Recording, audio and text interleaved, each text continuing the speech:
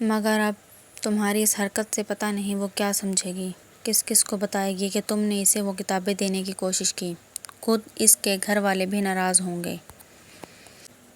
امامہ ہر ایک کو یہ بتاتے نہیں پھرتے کہ تم کیا ہو، نہ ہی اپنے فرقے کے بارے میں بحث کرتے ہیں۔ اگر کوئی بحث کرنے کی کوشش بھی کرے تو ہاں میں ہاں ملا دیتے ہیں، ورنہ لوگ خواہ مخواہ فضول طرح کی باتیں کرتے ہیں اور فضول طرح کے شبہات میں مبتلا ہوتے رہتے ہیں۔ انہوں نے سمجھایا، مگر بابا آپ بھی تو بہت سارے لوگوں کو تبلیغ کرتے ہیں۔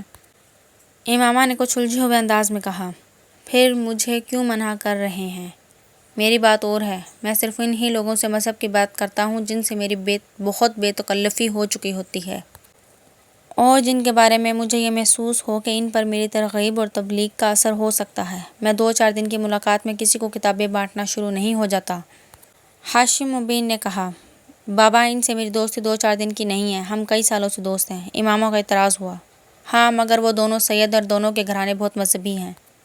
تمہیں یہ بات ذہن میں رکھنی چاہیے تھی۔ میں نے تو صرف انہیں اپنے فرقے کے بارے میں بتانے کی کوشش کی تھی تاکہ وہ ہمیں غیر مسلم تو نہ سمجھیں۔ امامہ نے کہا، اگر وہ ہمیں غیر مسلم سمجھتے ہیں تو بھی ہمیں کیا فرق پڑتا ہے؟